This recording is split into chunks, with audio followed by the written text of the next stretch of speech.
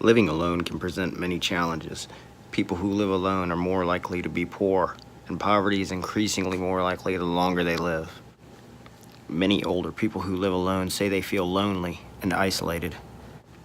Many elderly people who live alone have problems following directions for prescribed treatments. Among people with health problems or difficulty seeing or hearing, it is all too easy for new or worsening symptoms of diseases to go unnoticed. Because eating is a social activity for most people, some older people who live alone do not prepare full, balanced meals. Thus, undernutrition becomes a concern. Engaging in regular physical and mental activities and staying connected with others help older people who are living alone maintain their independence. Studies have shown that older people who lack social interaction tend to have more health problems than those who are not socially isolated. Hobbies and social groups may also help older people maintain social connections and physical fitness. Some older people rediscover a hobby that was put aside when free time was more occupied with work and family concerns. Older people may want to explore new interests. Some older people need help with daily activities such as eating, bathing, and dressing. They may have decreased cognitive functions associated with early or middle stage dementia. Even in their own home, the combination of poor eyesight and minor safety hazards can put seniors at risk for falls, broken hips, and even death. When growing older, most people realize they cannot do everything themselves anymore. Many older people are afraid of losing their independence and becoming a burden on their relatives and friends. In order to avoid this loss of independence and at the same time receive the help they might need in their daily life, several housing options can be considered. Each option meets specific needs older people may be confronted with every day. An older person's home may need modifications. For example, a stair lift may need to be installed. The financial burden of maintaining and modifying an older person's home may be very significant. Renting a unit that has already been modified for older people may be a more feasible option. Another living arrangement option for older people is living in a group setting. Such settings offer housing, a variety of in-home support services, as well as social activities. The design of the housing arrangements and the in-home support services focuses on the individual needs of the elderly, including activities of daily living or essential activities of daily living. These activities include the following: taking a bath or a shower, getting dressed, eating, getting in or out of bed, or even using the toilet. For older people who need extensive help and medical support, nursing homes may be the best option. Skilled physicians as well as nurses and other medical professionals take care of the residents of nursing homes. Living at nursing homes comes at a high cost. Transportation is a concern for many older people. Some older people question their ability to drive. How are they going to get to their next doctor's appointment? Can they drive themselves? If they still have a car, are they comfortable on the road? These might be a few of the thoughts that are going through their head on a daily basis when it comes to getting around town.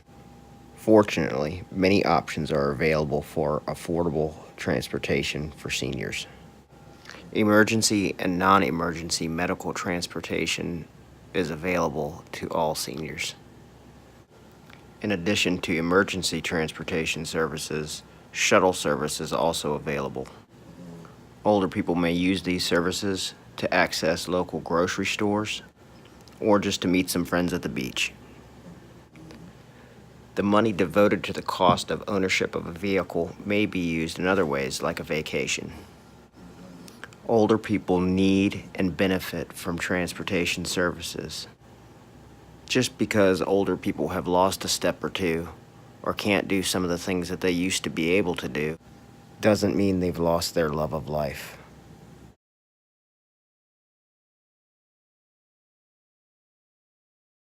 report due out later this week from the National Institute on Early Education Research finds that a number of states are struggling to find ways to improve access to high-quality pre-kindergarten. Tonight, we look at a unique approach taken by a preschool in Seattle, Washington. It's giving children life lessons that go beyond the classroom and providing a unique opportunity to seniors. Special correspondent Kat Wise has our report. It's part of our Making the Grade series on education that airs every Tuesday. What do you see? A brown bear. A brown bear. Mary McGovern is 95 years old, and one of her favorite things to do is to read to toddlers. And what is that? A bird? A bird. A bird. What color is the bird? Red. Red. Everybody knows that. Luckily for Mary, she doesn't need to go any further than down the hall to find her young friends. Oh, see, look in here as the little kids sit down. Oh, yeah. McGovern lives at Providence Mount St. Vincent, a nursing home in Seattle, Washington that also houses a daycare for children up to 5 years of age. Can you hand out a scarf? Thank you, honey. Thank you. There you go. Oh, thank you very much. Butterfly. Every weekday, 500 residents are joined by 125 children in the facility affectionately called the Mount. Peekaboo. Peekaboo. I see you. Administrator Charlene Boyd. We wanted to create a place for people to come to live and not to come to die. So in 1991, Boyd and other administrators added a high-quality preschool to the nursing home and created an intergenerational learning center, a community for the very old and very young. Why is there this railing here? This railing is here not for the kids, but it's here for residents. And it's a safety piece for a resident in a wheelchair to push themselves up and to hold on and to bring themselves to a standing position and watch the children through the window. So they can stand here and look in. They can stand here and look in. It's putting high quality childcare in a setting that links old and young together. Say, have a nice day. Making the magic between these two ages together, bringing joy to the residents and joy to those young children. It's just like this magical formula that happens every day. Get a high five. There, she knows how to do a high five. Most of them, they're curious about me, why you're here. I tell them I'm here because when I was living in my house, when I got too old, I wasn't always walking straight and sometimes I would fall. And if I fell, I had to have some help to get up because I couldn't get off the floor. I want to hug your baby doll. I think there are things that both parties take away from the interaction. It's not like a lifelong relationship, but just for that moment in time, they're both enjoying each other's company and getting something out of their relationship with that person in that moment. Other one, give me a hug. Come on, good hug. All of us have common needs to be recognized. All of us have common need to be loved, and all of us have common needs to share life together. And so these children bring life and vibrancy and normalcy. It's a gift. It's a gift in exposing young families to the positive aspects of aging, and it's a gift of also having children seeing frailty, normalcy, and that's part of that full circle of life. He rocks his treetops all day long, hopping and bopping and singing his song.